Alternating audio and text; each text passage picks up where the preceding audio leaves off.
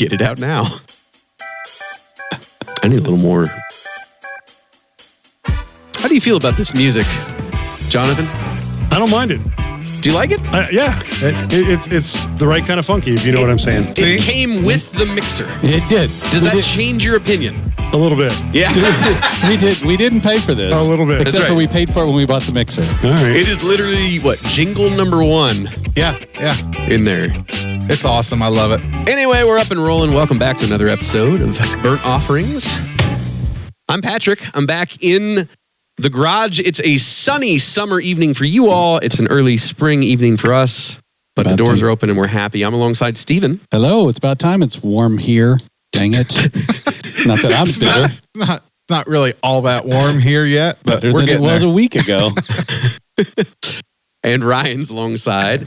Just happy to be here. And not to save the best for last, but our good friend Jonathan. Hey, Jonathan. Hey, Jonathan. I thought this was going to be like Smartless, where only one of you knew who the guest was. Of this. All right, we'll start over. So, wait. What did you say? Smart list? Yeah, Smartless. Smartless. I don't know. Jason Bateman, Will Arnett. Oh, yeah. And Sean Hayes. We're not that cool. Well, We'll talk a little bit more about who the heck you are in a moment, Jonathan, because that is a lovely package to unpack. I appreciate it. And we're going to spend a little time. And dear listeners, you'll understand here shortly, I think, why we've asked Jonathan to join us at the table. But first, I really do want to talk about what the heck we're doing. We're smoking. That's what we do. That's what we do here. I don't think I've smoked a cigar In 12 hours. in a week. I finished one about 35 minutes ago. Okay, how deep are you fellas? I pre-gamed. When's your last time? 35 minutes ago. Well, I know you. Saturday. So it's Wednesday, 4 days. 4 days? Jonathan, when's the last cigars you used? I had one earlier this afternoon. I love our pre-gamers, I'm not the folks. only way. I'm not the only one. Well, Good. Moderation if you want to. If I not, can spell that. No. I'm excited that we're smoking a cigar tonight, and I don't actually know what we're smoking tonight. I mean, I know what we're smoking, but I don't know what we're smoking. Who can tell me about this? Steven, Ryan? Who can tell me? Ryan? It's not me. I'll tell you about it, but I know virtually no more than you do. This is a brand new cigar for, I think, all of us but Jonathan. Well, we're smoking the Padrón Dámaso, number 15. Did I say that right, Jonathan? Damaso. Damaso. Yeah. Domo Omogato. I've heard it both ways. Yeah, this is an exciting cigar because if you know anything, dear listeners, about Padrón cigars, this is everything you don't know about Padrón cigars. We're getting ourselves into, now go with me, an Ecuadorian Connecticut Shade wrapper. You don't hear that for wrappers for Padrones. You hear Nicaraguan, you hear Nicaraguan, and you hear Nicaraguan. Mm-hmm. This is an Ecuadorian Connecticut Shade that's beautifully covering Nicaraguan fiber and filler. That's right. They got it in one way or another. This is a number 15. It's their Toro size 6x52. It's a medium or a mild to medium cigar, I should say. And again, not custom of And they Padrón. come around. Yeah, here we go. So Jonathan has passed us these lovely sticks. We'll give you a little shot here. This thing is buttercream smooth. Look at the color on that. It really is. That's actually what drew me to it. The color. The color and the smoothness of the wrapper. Yeah. I saw it in a shop, I don't know, 6-7 months ago. Yeah. And went, okay, I got to try that. And it was on. It's so funny that you say that because I literally was about to say to you, hey, now we've got the stat lines. Let's go to our color commentator, which will make sense in some time. You've got some history in this world. And you literally gave us the color commentary. Yeah. It's It is beautiful. the look of this cigar Yeah. is as nice as anything you will find in a shop. These are days. each numbered. So that's Whoa, a whoa. Padrón thing. Yeah. I didn't know that. Yeah. I've got 216091. Bingo. Okay. Yeah. So all of Padrón's non-1000 series lines, so they're 1964, their anniversary, 1926, these Damasos are all serial numbered to ensure that they're genuine. So yours is not 216091? Mine is 216086. No, mine's 8765309. There you go. That's perfect. I got Jenny's cigar. Oh, no. I got 216087. Yeah, mine's 085. So 5, 6, 7, 9-1. and then you always were off on your own. Some rando came in. I did take one from the other end of the box. Oh, you did. I did. Here I did. it is. I have the one from the opposite end of the box. Uh-huh. Well, Jonathan, other thoughts on it since you've been down this road of what should we be paying attention to here tonight? This will start one way. Okay. This will change in the middle. Yes, sir. And it will finish like a dream. Oh, that sounds terrible. Wow. That's kind of the night I need right now, to be honest with you. 3 different experiences in the 6 inches of this cigar. Well, let's cut and sniff a little bit, right? Let's get some of those. Speak for yourself.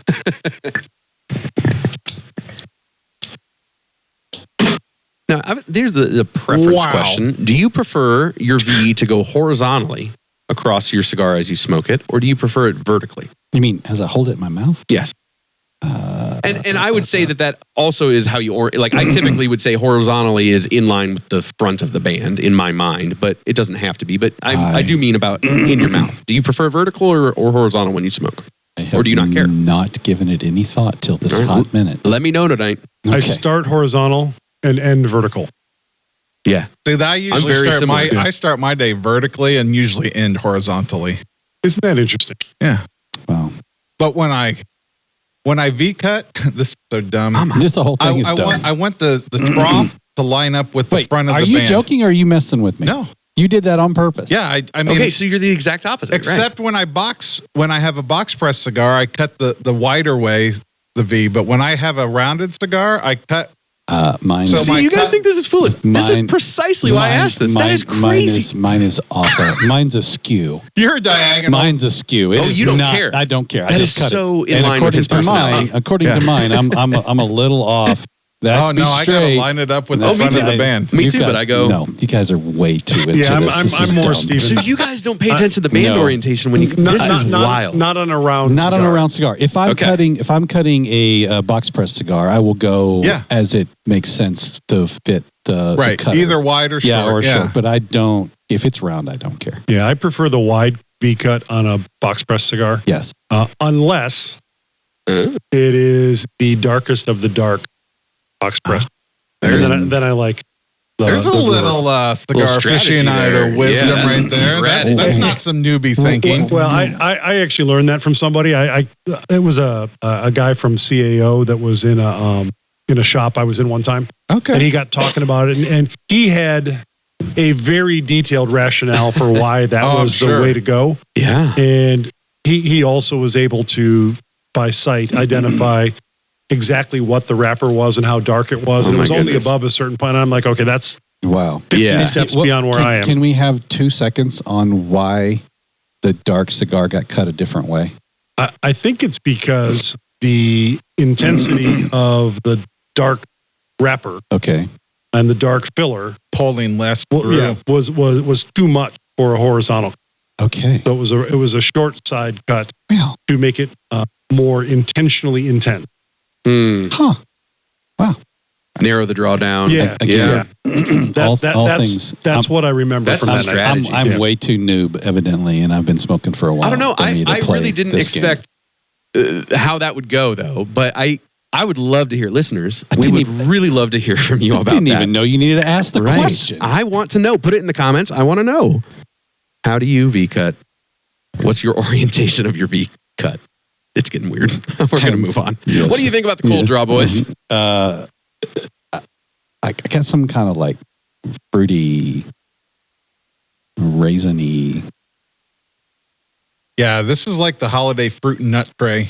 All in one draw. Yeah, all in one draw. I don't know how you describe that. Me either. It's amazing. It's all of the fruit. That's how I describe you guys. So. Well, that we are a part of the fruit and nut tray. I'm hoping that this is where we're going to go after we light it. But this thing's amazing. Yeah, it's very pleasant. Like it is. Yeah, very pleasant. Almost like dessert. You brought us dessert tonight, man. Seriously, I'm so excited to share this with you guys because this is my go-to stick these days for probably ever since that first time. Yeah. If I see it in a shop, I buy it. Jonathan, there are flavors here that I cannot even begin to put my finger on. I'd like to unpack the fact that there's pepper on top of all of it too. I know. That's exactly. I just had some in the back of the throat. Talk about the most. How do you have sweetness and fruit and all the things that are happening right now and also have a constant pepper? But it's not pepper forward like typical Nicaraguan cigars. Correct. It's like a dusting of pepper on the finish. Correct. And I've never experienced that before in a cigar that I've paid attention to. I am not an extraordinary big Padrón fan because I have had the 26 and the 64 and they're up in your face the whole time. And this is not that. It's nice. And it's still got the Nicaragua pepper that's still there. It's still flavorful, but man, it is not in your face like those 26 and 64s are. And so I like it better. The thing I like about this is clearly a Padrón cigar. Yeah. It's familiar, but it's like that cousin you didn't know you had that you meet and you go, hey, how could, Yeah, we should know each other better. How are we knowing all the same things, but it's still so different? Yeah. I have a bunch of cousins that grew up in California. We've probably only been together less than 10 times in our life. And we finish each other's sentences, and it's so obvious we share DNA. and this cigar is like that. They're unique. My cousins are unique. They're different than me, but there's something that's the same that I just really enjoy. The cigar and my cousin. Is this going to mess with my head the entire time I'm trying to figure out what the heck I'm tasting? Like I'm a little dumbfounded right now, to be honest with you. Yeah. Oh, man. Because I can't place it. There's a sweetness in there. Yeah. Maybe some buttered popcorn or something like right there. Like, I don't know what that was. There's a creamy... I think it's sweet cream, personally. It's like a really good coffee with heavy cream. Yeah. There's an element of that. I think there's coffee notes in there. Oh, and I just did something I swore I was not going to do. I was going to give you guys a hard time about talking about how you get notes of this. I'm like, no, you don't. You like it or you don't. Look at you. Look at you catching notes. I know. Look at you catching notes. I just fell right into it. I fell into my own trap. I love that you thought you were going to make fun of us. I was totally going to make fun of it. We're going to make fun of you. And then I stepped into it. You get the headset on, you sit under the lights to smoke, and all of a sudden you become a different animal. I do want to say, I think it's weird that the Burning Man people hired you guys to do their podcast. I didn't even, I get the whole communal thing, but I never in a million years thought I'd be on the Burning Man podcast to begin with. We've known you from many different places. Yeah. Listeners will know we've all worked together some. Jonathan worked with our organization and with many of us individually. Yes, I like that. So maybe, if you're comfortable with it, maybe share a little bit with us about your work over the years. Yeah. And I have been in the leadership development world. Actually, it's interesting. I'm an executive coach, but that's my primary role. Yeah. And I can tell you the day that I got into that. Literally the day on the calendar. Because I was on this, my first career was in radio and television. I was a news anchor. And I was on this team at in Tulsa, Oklahoma. In Tulsa, Oklahoma is where this took place. That's right. Well, all over the country, but Tulsa, Oklahoma was where the critical story that changed my life happened. I was on this team that the best thing I can say about was this team was incredibly dysfunctional. That is literally the most positive thing I can say. Good for you. And after 6 or 8 shockingly dysfunctional meetings, the general manager of the TV station brought in this guy to work with us. And in 45 minutes, he had us talking to each other and actually making good decisions and seeing a vision for what's possible. And I leaned over to somebody 45 minutes into the first session on the first morning of a 3-day offsite meeting and said, I don't know what that guy's doing, but that's what I'm going to do after television. Yeah. And I went up to him at the break. Turned out his name was Steve Martin. But not that Steve Martin. He had a fork in his eye. He was wild and crazy guy is the last description I would make of him. Yeah. Because in the 5 years I worked with him after this particular meeting, I think I saw him smile 3 times. Ooh. He was very, very serious and very, very focused. Just like me. A delightful, a lot like you. Same beard. Mm-hmm. So those are the words I would use to describe you. I went up to Steve and said, how do I learn to do this? Yeah. What are you doing? And he said, well, I'm an executive and leadership coach. And I said, I've never heard of that. What is that? And he tried to tell me. And I said, okay, well, I don't really understand that, but how do I learn to do what you're doing? And he thought about it for a second. He goes, well, I could help you. And I literally talked to him just about every day for the next 5 years. Wow. As he shaped me into getting into this coaching world. And that was 29 years ago. About 2 weeks ago was the anniversary of that. Nice. And that was 29 years ago. And I know that date because I still have the notepad I was taking notes on. And it's got the date written on it. And when we moved about a year ago, I found it. Oh, wow. So it's that was one of those moments where I knew I had an opportunity to say yes to something that was in front of me. And if I didn't, I would regret it. And it literally has taken me all over the world and to podcasts like this and into leadership development conversations. And I coached Stephen for a number of years. You did. Through all of this. To your During his executive years. It probably didn't work all that well because of what you were working with. But I was nervous about where you were going there. I appreciate the college try. It was not a lot of material to work with. That's not actually true. Yeah. So the crazy thing, like I say, I don't mean to be self-aggrandizing here, but I'm so grateful I said yes to that because it literally changed everything. That's awesome. Well, we never try to play connect the dots with you because by the time we're done, it's like a chicken with its head cut off ran through an ink pile. You want to do 6 Degrees with Kevin Bacon with me because I can do it. You can probably do it if 3 or 4. Two. I was an extra in the Michael J. Fox movie called Light of Day, and Michael J. Fox has been in about 5 different things with Kevin Bacon. So 2. Well, that makes us 3, boys. Yep. That's right. Now we're 3 degrees. Now that we'll have been on video. That's right. Now that's amazing. So I can kind of add to that. My cousin, who had a short run in Hollywood in the film industry, Daniel. Oh, you can look him up. Daniel Shriver, IMDb. Shriver was in a movie with Michael J. Fox. Hollywood. That's one of my favorites. Great movie. He was in that, and so that connects to the Michael J. Kevin Bacon. So 4 degrees to Daniel Shriver. There you go, Jonathan. Very 4 degrees to Daniel Shriver. Very impressive. Daniel, you're welcome. I should probably preface this that if you're wanting to go watch that movie, there is a Great Lake scene that was formative for me in my teenage years, but it's probably not a family film, folks. Lest you think that Michael J. Fox was bringing a G rating on that film. Anywho, he brought out your teen wolf, didn't he? Jonathan, I want to talk about that in the light of your work. You have seen just a massive amount of leaders and organizations work through change. That's literally what you often are brought in to help with. Yeah. I actually think there's some parallels with this cigar. Okay. Big time. 100% agree. I don't think we have to connect the dots for the listener on this one, but so I'm going to just share with me. Why is change so hard? Well, I think there's a couple pieces to it. And the Padrón cigar that we're smoking right now is a great example of it because we've all got a picture in our head of what a Padrón cigar is like. Mm-hmm. And how many of those boxes is this checking right now? This is a very different experience than I've had with any Padrón up to this point. Yeah. Other than how it feels in your hand. Yeah, that's true. The construction and quality, check. Yeah. The hint of pepper in the wrapper. Yeah. Mm-hmm. Yeah.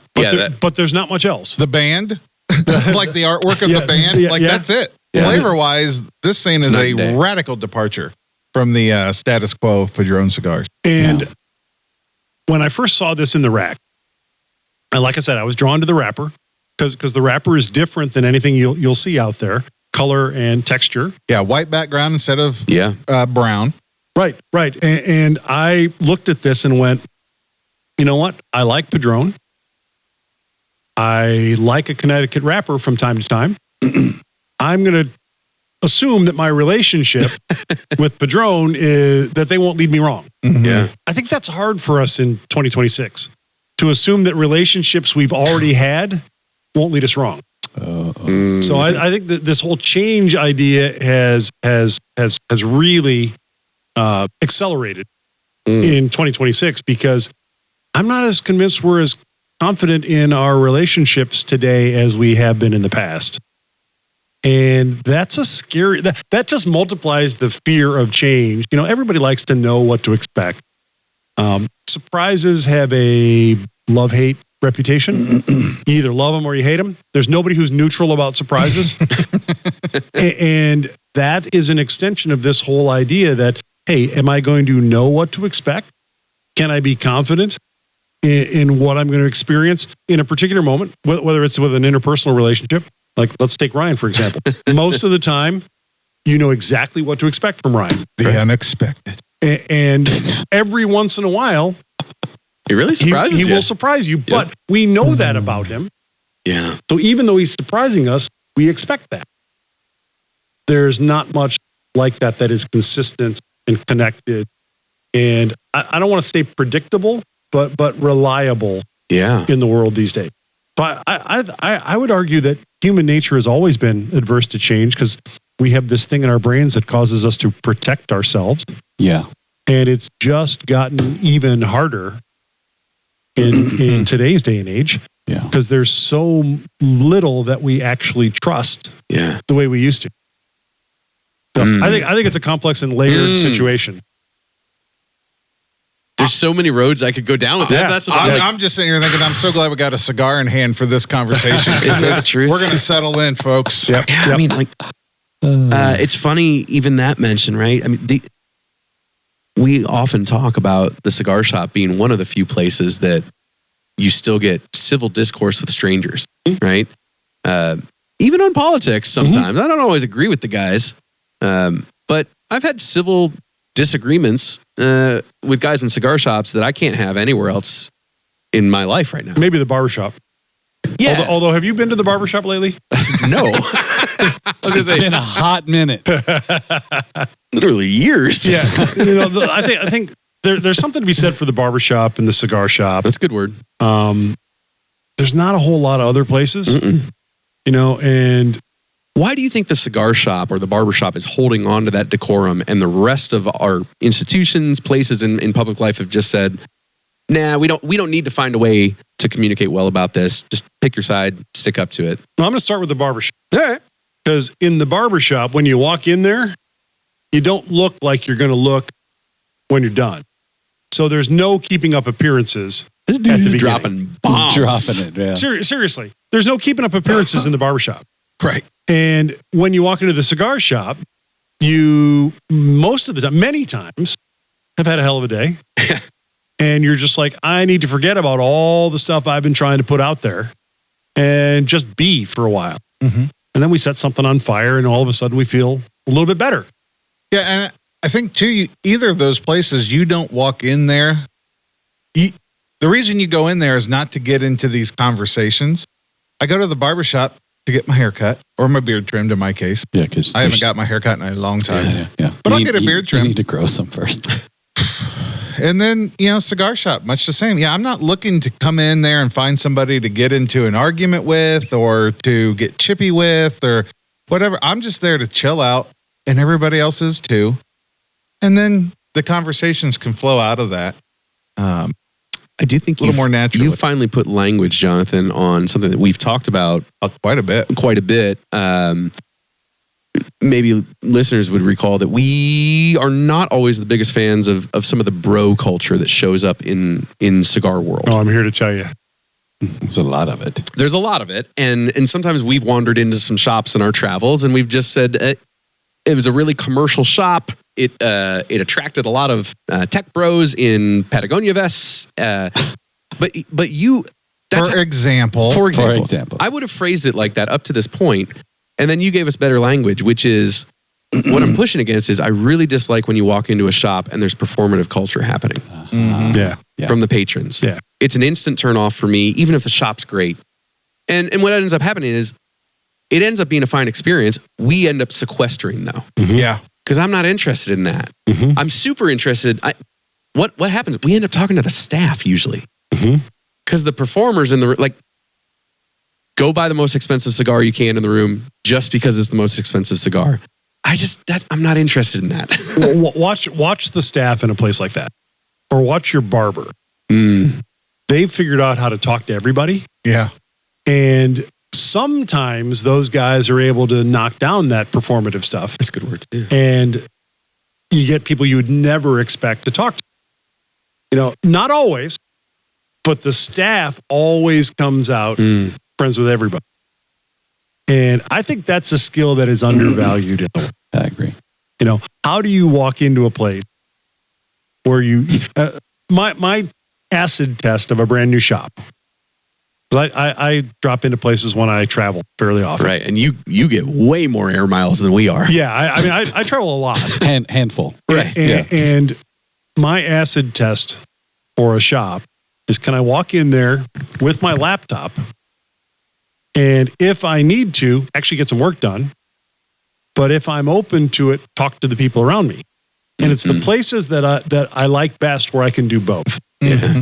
And there's not an expectation that you're going to be one way or the other from anybody other than you. And that's a skill the world needs more of. I wish cigar culture could teach the wider world a little bit more. Each of you gentlemen around the circle have had some experience with change, professionally, personally. Looking around the room, all of you have made major job moves. All of you have made major life moves, physically and mentally. Otherwise. Right. I'm curious to hear from you all. Do any examples come to mind of a time when change went really well in your memory, or a good story of a time when change was really messy or bad? Yeah, I know that'll take a minute. We can smoke while we do that through the magic of editing.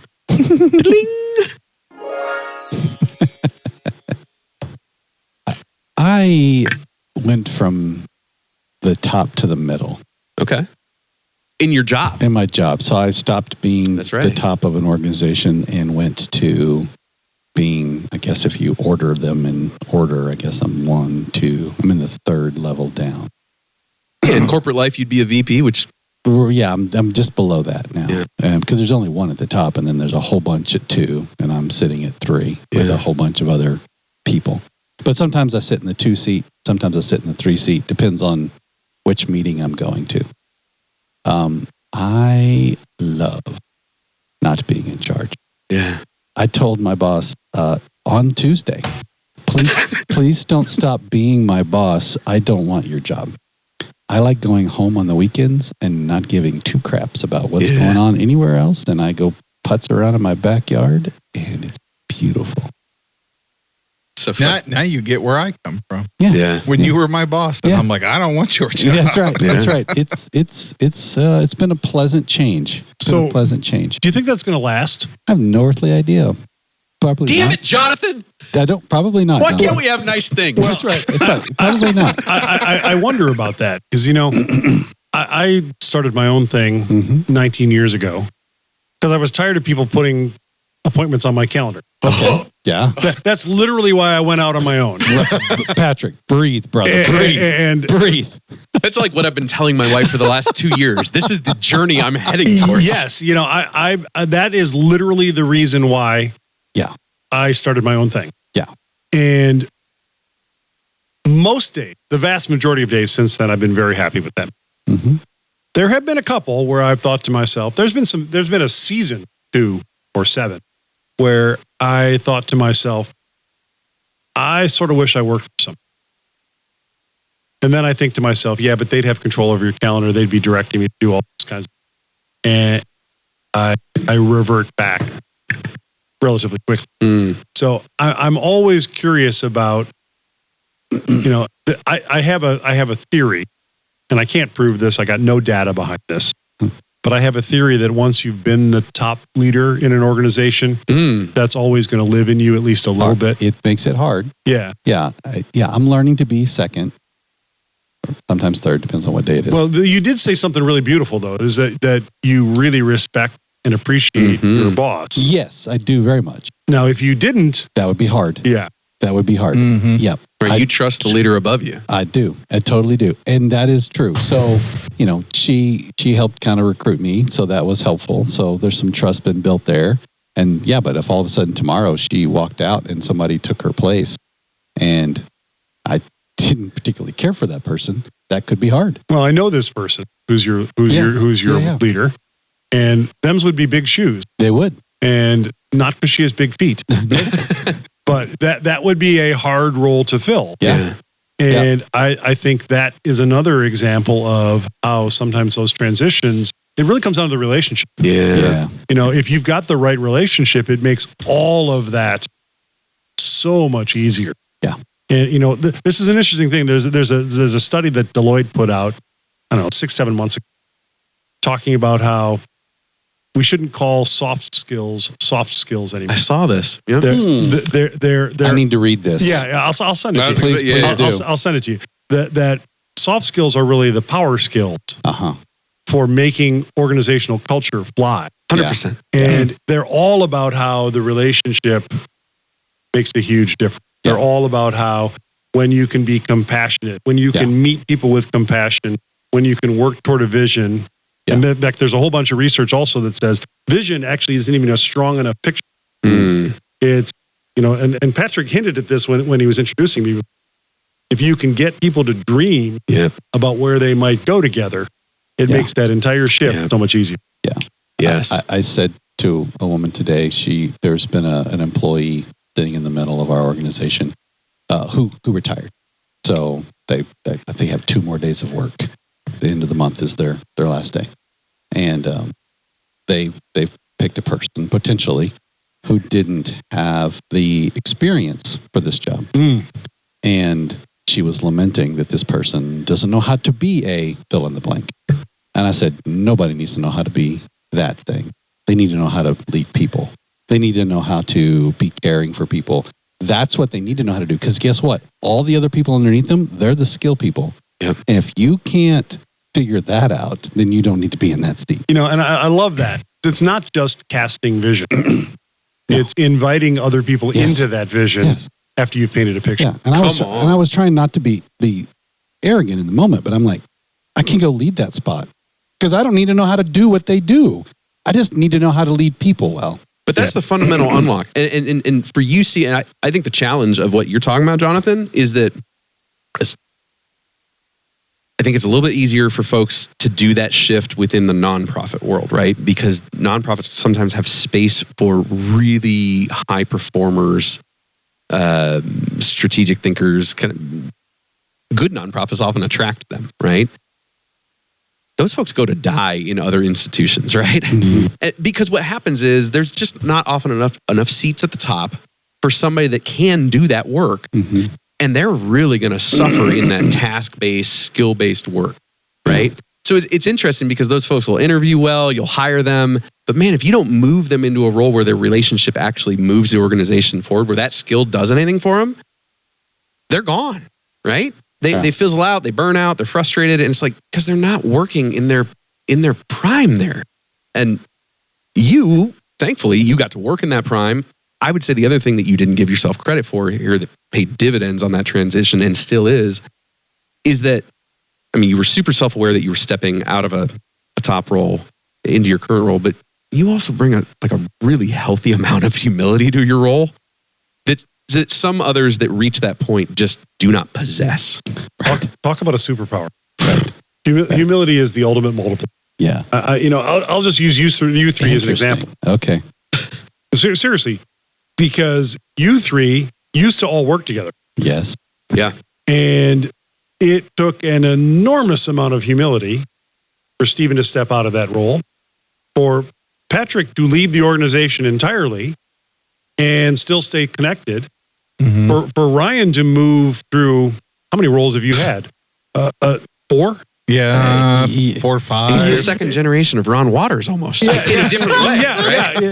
Minus the sweater. No. We will buy him. There's time for a sweater. I cannot wait. There's time for a a sweater. I don't mean that derogatorily. No, I don't either. Well, the sweater part. How about a beanie? All right. Okay. All right. Yeah. Fine. So but I've been around. All of that is based on humility, saying, you know what, I could aspire. Either one of you guys could have aspired to that role. Mm-hmm. But you said, you know what? The humility in me is saying, I want to contribute this way. And that's what I think humility does. is it gives you perspective to see how other ways that you can contribute. Right. So we're talking about change. We're talking about culture right now. That's very difficult. We're living through. What in the heck happened? In culture? Yeah. Why did arrogance and self-absorption seem to be winning the day? I think you just nailed it. Is that something has happened over the last 40 years? Yeah. That has made self-absorption okay. Right. It's become, you can do that and be successful. We'll use that in air quotes. I'll give you an example. There was, I have a 24-year-old daughter. So all her friends are getting married. She's not actually that old, right? Yeah, she is. So she got married last summer and all her friends are getting married. And they're now doing wedding showers and in some cases baby showers. And I love the idea of this shower. Whether it's women coming together or couples or, in some ways, even in some cases, the bachelor party was even about this, because it was all these folks that are a little further down the road saying, let us help you get started. Yeah. Like people helped me get started when I was in that role. And that's not what they're about. Oh, no. It's about getting picked up on TLC. It is. It's the Instagram post. It's and putting all the things that your family won't get you on some gift registry. Oh yeah. And I've done it. I mean, I'm not pointing fingers at other people. I have done it. Yeah. And I can't point to what happened. I have a theory. Okay. But I can't point to what happened that made we're all in this together not cool anymore. And it moved from we're all in this together to me. Yeah. And that has happened, since the 80s. Yeah. We can blame the 80s, but those people are in their 60s now.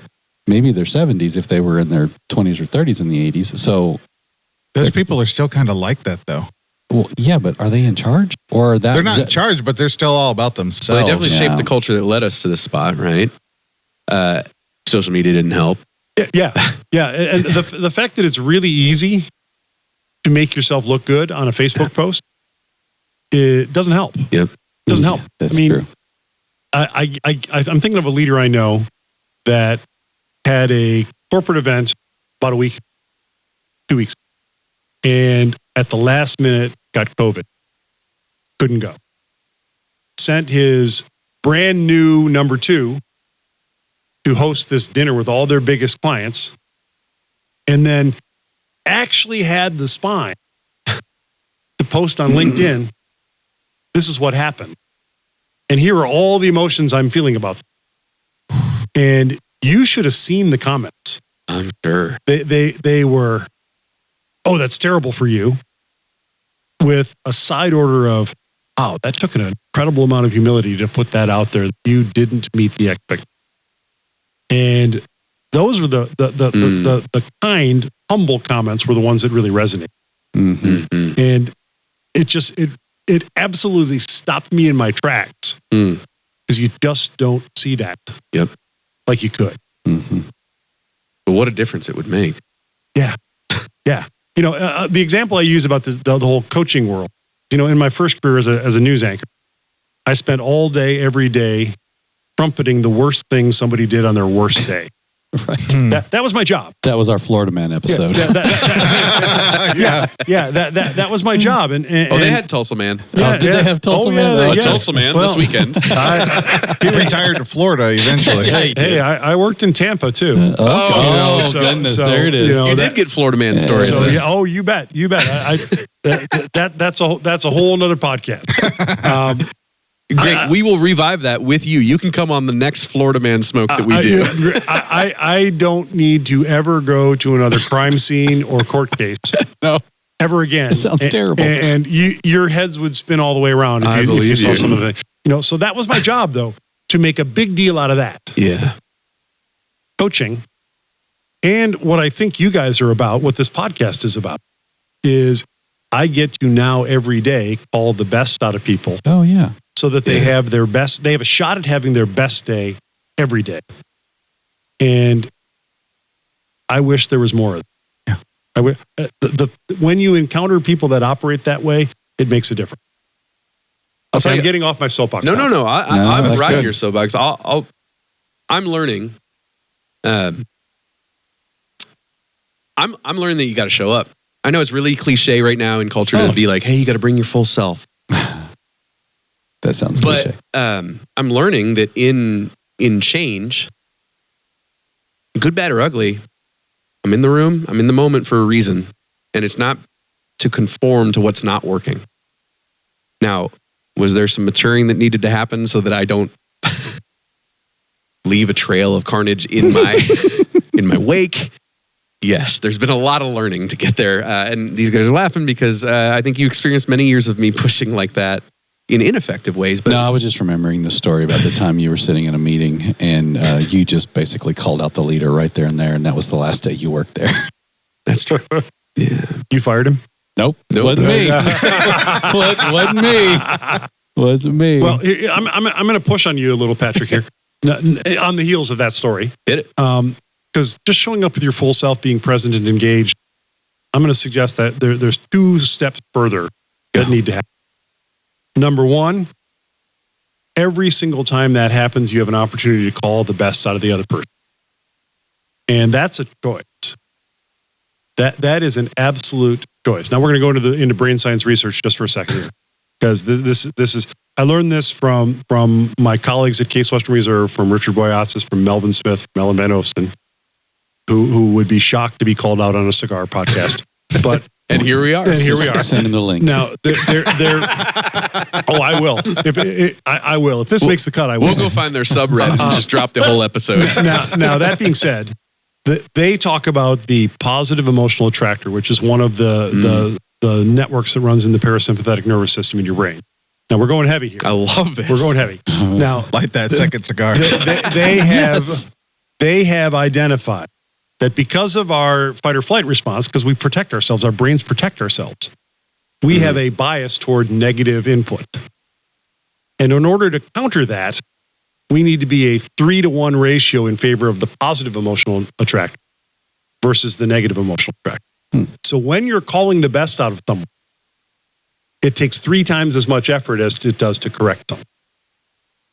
So can't just show up. So the inverse of that, and this is a very negative take on that, but the inverse is if you're constantly negative, you're also lazy. I know I'm making a jump. I'm making a jump there, but that's only a small reach. Sure. You know, I'll say that I'll rephrase this that way. This way. It is notably and measurably easier to be negative than it is to truly commit to being fully positive. So I'm going to demonstrate this because I'm going to say it 2 more times. Okay. Because we're 3-to-1 now. Okay. You know, I'm going to say it's 2 more times. So you not only have to go an extra mile, you have to go 2 extra miles to really give the positive input equal footing to the negative reaction that all of us are wired to have. And I know it should seem obvious, but why is that important that you need an equal amount of that? Well, if you're or the proportional amount. If you're just going to live in the negative emotional tract, that defaults to protecting yourself. That defaults to the status quo. That defaults to not seeing dreams and possibilities, but rather to shut down and maintain the things that are within reach. You know, so it is a choice between moving forward and not just staying where you are, but potentially sinking back. So to make forward positive progress in culture, it's a 3x investment to turn the corner. Also, why we all can think of somebody in our head right now, just as you speak of that, because it's not common. And it's cumulative. So the negative people you know that are really caught in that track, that might take 6x to turn them around. The folks that you all are thinking of somebody right now, Gary Deal. No, not Gary Deal. No, but Gary is making a list. Yeah, but you all are thinking of people right now that have that protective default. Oh, that'll never work. kind of mindset. And undoing that is an incredible commitment to living in the PEA.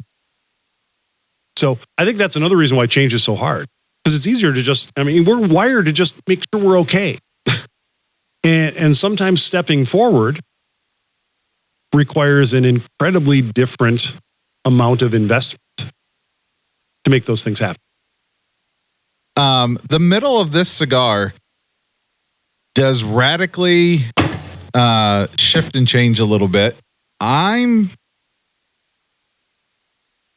don't know how to say this without miscommunicating what I mean, but there is like a charredness flavor about this that's kind of riding on top of that sweet cream that has been persistent. And it's not charred in a bitter, harsh way. Like if you overcook a hamburger and the crispy bits are a little too charred, but it has kind of that charcoal-esque, that charbroil-esque. I feel like that's that baking note that I'm getting a little bit. Could be, yeah. But yes. I think it's Cuban espresso. Oh, I've never had a Cuban espresso. Like really dark, rich. Have, and they're amazing. Yeah, and I don't tend to drink espressos, but they're that's what it reminds me of. Yeah. Yeah, that's my other big weakness. There's a grit, right? There's a grittiness there. Yeah, that's my other big weakness is espresso. And those really center of the core Cuban espressos. This really reminds me. Have that with an espresso. Sounds like you and I are going to get Cuban espressos. Well, honestly, I think I like the middle of this cigar better than the first third. Yes. Since we're basically halfway through the stick, should we throw our guests into the hot box? Into the hot box? I love that idea. What did we say? All right. Did you listen to enough of our shows to know that there is this I'm such aware a thing? of the hot Okay, box. good. I'm just going to throw out my question that's been stuck in my head since you started talking. The furthest from your house cigar shop you have sat in and smoked a cigar, like as the plane flies, as the crow flies, furthest away from your house, you sat in a cigar shop and smoked a cigar. On St. James Place in London. Okay. Not far from the park where they did the vigil for Princess Diana when she died. What is that cigar shop like? That is... It's like a candle in the wind. It's fascinating because a third of it is pipes and cigar equipment. I need to go. And in their English, so it's probably fantastic, right? And the staff... I was going to say customer service is not dead. It is all in Savile Row suits. I was about to say, they're not dressed down. No, they're all in Savile Row suits. They call everyone sir. Okay. I've been there twice. Okay. It was 6 years apart. Oh, man. They called me by name. Oh, shut the front door. It was mind-bending. His name was Michael. He walked me to the seat I sat in 6 years before. He's not paid enough. Probably not. I guarantee you. He's not paid enough. And the concierge, for lack of a better term, because they're not staff, they're concierge. Yeah. I watched him do this with 13 or 15 different people. The humidor it's about the size of this tented in area. of our safe room. Wow, that's not very big. That's very small. But it is floor to ceiling, 12 feet. Oh my. Okay. Wow. Of like a little ladder kind of scenario? Yeah. And the customer does not take the cigar off the... They do it. They do it for you. They cut it for you. They begin the lighting process and hand it to you. It's the absolute top of the line. Oh, man. Serve you a drink. And it is no more expensive than any place we go to here in the US. So the flip of that, what's been the most kind of disappointing shop experience that you've had? Kind of the reverse of. You can leave the shop anonymous if you need to. I'm not looking for you to name names, but just, have you had any just kind of off-putting experiences in a cigar shop? There was a time in Fayetteville, Arkansas, where big. Yeah, the I think the nicest stick in the shop was a Philly. Is it a shop at the point? We call them gas stations up here in Ohio. Sounds like a drive-through. They had racks of them. Wow. That's where they all went. Yeah, it was. You wondered. Now we know. I was stuck there. I had a flight that was canceled. I ended up there for an extra night. I had nothing to do. Yep. And I just was like, okay. If you could smoke a cigar with anybody living or dead. David Letterman. Oh, I love that. That's a great answer. David Letterman. That would be. Yeah, probably David Letterman. That'd be. That's a funny time. And deep too, right? Like he can do both worlds. Yeah, man, he's great. The only one that would be even close to that would be Tito Francona. I'd be right behind you in line for that one. You gotta like certain baseball to enjoy that moment. I think you just have to like baseball. Okay, yeah, fine. I think you just got to Tito's like. got some history, right? I mean, you've got a. Is Tito bringing gum to that moment? I think you just got to like stories. Half a bucket, right? Half a bucket of bubble gum. Yeah. And you get a cigar and Tito tells stories. No, Boston, Cleveland, like his dad's history. Yeah, right. My goodness. I think you just got to like stories. You could talk spaghetti sauce with Tito. He's got his own spaghetti sauce named after his dad. You know, for me, it's Dave. You know, at number one, Tito is he's separated from the crowd, but he's well below Dave. Yeah. And I'm not sure who I'd put on. Yeah. Do you have a ring gauge where you're like, nope, I'm not going up to that. This is where my ring gauge preference stopped. 50. I was going to say 80. What is a perfect afternoon for you? Perfect afternoon is probably following a morning on the golf course. This is true. We should acknowledge you've got some golf skills. You like golfing? I had some golf skills. They have ridden off with the horse that brought them. I no longer have many golf skills. It's probably an afternoon after a morning on the golf course, and it's sitting right on the boundary of the sun and the shade. If it's optimal, it's near the ocean. Come on. And there is a Dámaso in my hand, quite honestly, because this has become, you know, I would love to tell you that I have enough self-control that this is only a treat. Yeah, but it's a little more regular than yeah. All right, I'm into the final third. You guys are nubbing it. Yeah, so my fingers are on fire. Mine are not, but I'm enjoying myself. Roasted peanut. Mm-hmm. You're sure it's not cashews? It's the holiday nut blend mix, so there are some cashews in there. All right, again, another term that I use for you boys. Some Brazil nuts. There's all kinds of stuff. Holiday nut blend mix. I mean, the dry roasted nut is prevalent there, and the spice has shifted from pepper or black pepper to a cayenne spice. I love it. I'm getting the spices starting to come back a little bit differently. Tip of my tongue now rather than like a steady blanket over all of it. There was a moment my entire mouth, I had just bitten into a jalapeno. It was wonderful. Yeah, it's a little bit of heaven. Yeah. Yeah. I will smoke this down absolutely as far as it will go. Yeah, I wished every time. I wished I had my draw poker out here. You can use my you can use mine. Go ahead, take it home. Good man. What, you just gonna? Why don't you explain what the heck you're doing right now? On the end there and letting her rip. Yeah, because I cannot hold it. I can't hold it any more without lighting my fingers on fire. You just take a little drill tool and extend the evening. That might be an indicator that you have a problem. No, it's an indicator of I have a tremendously great cigar. I'm going to need a photo of that, right? just have at it. Folks, if you don't have one of these, you can do what we've done on many occasions. If you're in the garage, like we so often are, just go ahead and grab an old nail. Yeah, rusty. It's fine. I mean, stainless is preferred. It'll bring some iron notes. hint of tetanus in the draw. Tetanus in the draw. There's nothing wrong with tetanus. I'm getting notes of tetanus. I'm going to the ER to get a shot when I'm done. But hey, no, that's the name of this episode now. Is notes of tetanus. The cayenne spice at the finish of this thing is crazy. I have not hit that yet. Evidently, either that or I burned my mouth. No, it's starting to heat up. Is it starting to heat up for you? It's in the last. Oh, it's in the last. Is it starting to heat up for you though? Not yet. It is for me a little bit. It's. There are 4 distinct flavors in this cigar. This is wild, Jonathan. Every time.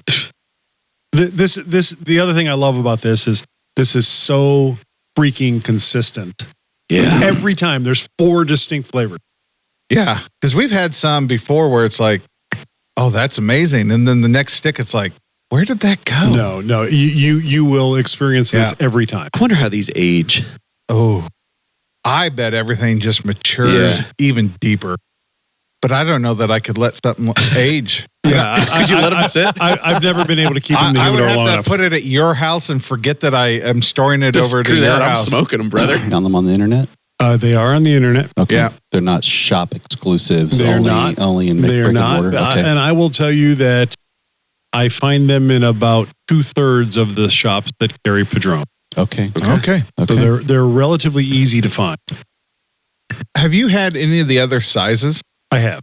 Okay. And same flavor throughout? Yes. Whether it's the 14 or the 17? The 17 is obviously each of that's the largest. Uh-huh. The flavors last longer. Each of the profiles lasts a little longer. Yeah. I would say the 17 ends a little more intense than this one. Mm-hmm. Not dramatically, but a little more. The 13 is a tremendous hour 15. That's a really good short smoke. It's a really good short smoke. I'd have like 3 of those in a night. Yeah. So that's a sounds great. It's worth having on hand. Yeah. And like I say, I tried when I first 6-7 months ago when I first discovered this. I tried to make this a treat cigar a little more regular. Yeah. I had to increase my cigar budget appropriately because it had a little more draw to it, magnetic draw for me to it. Sometimes the sticks do that. I mean, we do talk a lot about value in cigars on the show, but we all have sticks that we don't mind splurging a little bit on, you know? And I think it's because they kind of prove their value through beyond the price. Way beyond. Yeah. Yeah. And you just cannot downplay the consistency of this. Every single time, it's all 4 notes. Every single time. That's really impressive. I'm impressed that, like, I know it's a Padrón, but the burning and construction has been, I'm not even trying to make it burn this well tonight. Like, it's just, I love a cigar when it does the work for you. Yeah. Is flawless too strong? Because that's how I would describe the burn tonight. Yeah, as far as the smoke for me tonight, I haven't had to work on it at all. It went out once because I talked too long. I don't think I had to touch once. I mean, but again, that's smoking outside, right? In the shop, I think this thing burns straight and true. Yeah, it's been pretty great. Well, I guess the only thing left to do, fellas, is put a rating on this thing. On it. And honestly, I feel like if you're not watching the video of this, you're going to think we're just waxing poetic a little bit. We're not. We've not had many cigars that get to this point on this. No, that's true. Yet. Yeah, well, that's an interesting comment. No, it's very true. We do not often nub our sticks on this show. Well, this is the first one I've had to get the poker, bring out the poker on. Yeah. So, which you kind of look like a Lord of the Rings character doing that when you bring it up. I'm trying to blow ship ring. That's SpongeBob. Same. No, okay, not bad. Tolkien. Nickelodeon. It's all the same. Okay, well, are we going to put numbers on this? Yeah, this is in bold font, a 9.5. Son of a gun. Wow. That's your biggest number so far. Yeah, and again, it's the totality of this. If it wasn't Padrón quality, it'd be a 9 from just the flavor profile alone. And the fact that the middle, the second, third had interest. It just didn't mute out like so many cigars do. It just introduced a whole new cigar experience. It's a solid 9, yet in Padrón quality, 9.5 all day, every day for me. Goodness. I'm very straightforward on this. If I'm rating it as a Connecticut, it's a 10. Oh. I've not smoked a better Connecticut. I don't know what to rate it against other than that. It is the best Connecticut I've ever smoked. I would agree with that. So if I'm rating it as a Connecticut, I'm a 10. If I'm rating it just in general of like, I'm between an 8.5 to 9. It's a really good smoke. I don't know that I want to live in this like every time I smoke, but it's really good. So I'm going to go with, I'll split the difference. I'll go 8.75 tonight. Oh, as my total rating. I appreciate the 3/4 you threw in there. I want to be honest. It is the best Connecticut I've ever had. Generally, because I don't care about them. Yeah. They're usually pretty boring. The champagne is probably would have been. I was going to say, I've held on to the Perdomo Champagne Noir for years as that's the gold top standard of the ladder for Connecticut. Yeah. Maybe the Monte Cristo White, right? Like, maybe. I don't even know if I would call this a Connecticut. That's the thing about it, though. It's like, if you said this was a Connecticut and I had another one, I would be like, no, it's not. It's not at all. I know it had a wrapper on it that came from the Connecticut River Valley or from Nicaragua that grew from there. But I don't want to be hyperbolic. I'll go 8.5. I'm with Ryan. I'm at 9.5. Okay. Yeah. Wow. And you have found your home. Yeah, this is Found your home. if you were to bump into me in a shop, chances are I'm going to have one. Yeah, if they have them, you're smoking it. Yeah, What I love about that, I've known you long enough, have enjoyed enough cigars with you. I've journeyed with you through a few others where you're like, this is my cigar today, tomorrow, and forever. No, I'm not wavering from this. Yeah. Which have been some great cigars that you've introduced me to and others. And I'm like, yeah, Jonathan, you're not wrong. Great cigar. Top 10, top 50, whatever. But this. Yeah, this is next level. Have you turned our friend Jerry Ginger onto this yet? No. All right. No, that would be a good. You might enjoy this. That would be fun. That would be fun. I'd be interested in his thoughts. Me too. Yes. He'd be a fun one to. When you have him on the show, I want to sit in the gallery and applaud and make woo-ha's. I don't think our listeners are ready for some Jerry Ginger. A wonderful, wonderful guest. My gosh, that would be fun. Okay, well, we did it. Still doing it. I'm sorry. We are still currently doing that. You can let the listeners off the hook, though. Yes, we will. Thanks a lot, Jonathan, for joining us. Yeah, thank you. We always appreciate a guest because they always bring us amazing stuff. Jonathan, you source these for us. We really do appreciate it very much. There's an extra. We will not put the fight on the air over who gets the extra. Jonathan's probably taking it home with him. And we appreciate it. You can hear us see us on all of our platforms. We are at r/burnt offerings on the Reddits. Brian makes some great videos over at TikTok, and you can see the episode on YouTube. Yeah, and if you want to find us in one place, yes, I forgot. BurntOfferingspod.com. That's right. You can find all of our channels there. We have upgraded. We've upgraded it. Jonathan, if somebody said, man, I could really use that guy's help, how would they find you? JonathanReitz.com. There you go. So that's REITZ. It is. Jonathan. Is that Jonathan with an H? Jonathan with no H? There's one H, but it's in the Than part. It's not in the John part. Not in the John part. There you go. Okay. Well, wonderful. We are so excited that you were with us tonight. Please join us again on episode 20. Whatever number. Hey, you know what? Just join us again. Just join us again. That'd be great. Wonderful. Thanks for joining us tonight. Welcome if you got them. Peace. Thank you for listening to Burnt Offerings. Be sure to subscribe on your favorite platform and let us know what you thought of the show.